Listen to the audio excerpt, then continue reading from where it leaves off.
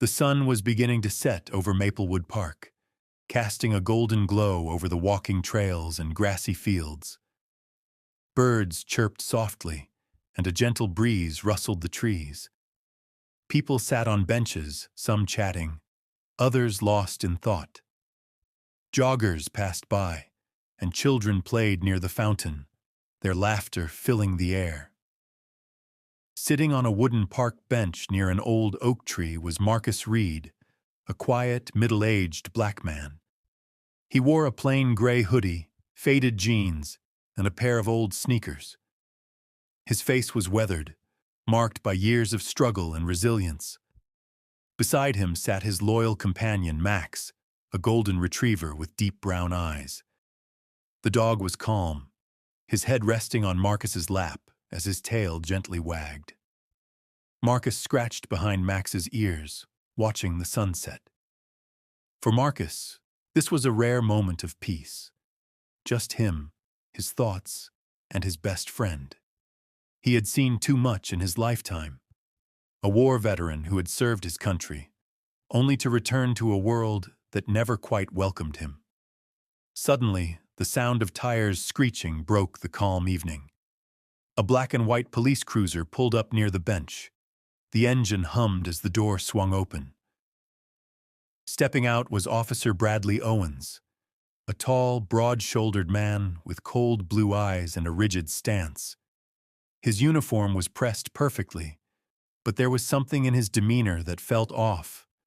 Something aggressive, searching, as if he were looking for trouble. Marcus noticed the officer approaching but remained still, his hand resting on Max's back. He had been through this kind of situation before. He knew better than to react. "Excuse me, sir," Owens called out, his voice laced with suspicion. Marcus turned his head slightly. "Yes, officer?" Owens narrowed his eyes. "What are you doing here?" Marcus frowned. "Just sitting, enjoying the fresh air. Is something wrong?" The officer's jaw tightened. "We've had reports of suspicious activity in the area." Marcus exhaled slowly, keeping his voice calm. "I don't see any suspicious activity, officer. Just people enjoying their evening, including me." Owens took a step closer. "I need to see some ID." Marcus reached into his pocket slowly, deliberately. Decades of experience had taught him that even the slightest wrong move could be misinterpreted. He pulled out his wallet and handed over his driver's license. Owens glanced at it, then back at Marcus. "You live around here?" "A few blocks away."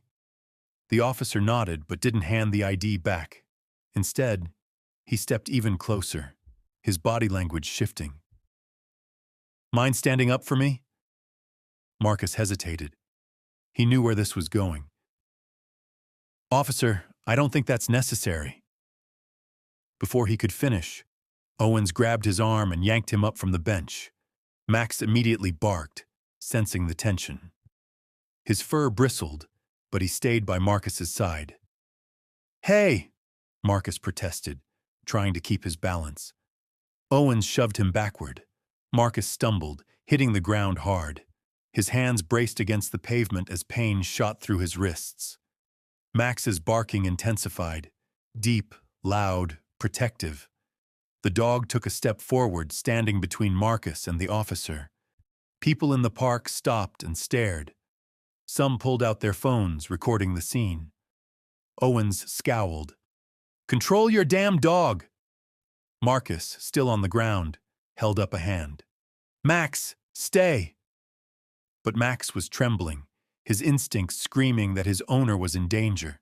His growls deepened, but he didn't move.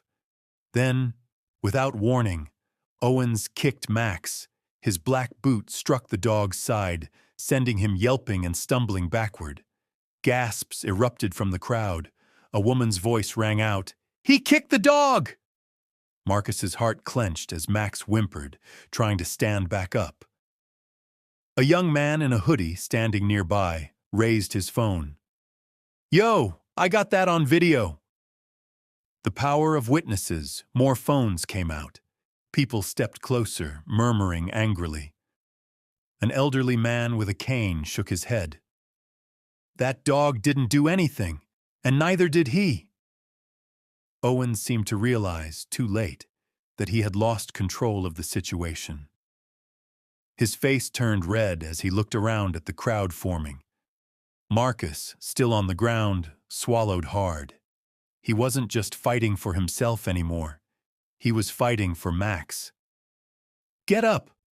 Owens muttered, grabbing Marcus's arm, but then a sharp female voice cut through the chaos. "That's enough, Officer Owens!" Everyone turned. A second police cruiser had pulled up, and stepping out was Sergeant Lisa Carter, a veteran officer, her dark brown hair pulled into a tight bun, her expression sharp as steel. She took one glance at the scene. Marcus on the ground, Max limping, and the dozens of phones recording. Her face hardened. "What the hell is going on here?" Owens stammered. He was acting suspicious. By sitting on a bench? Carter cut him off.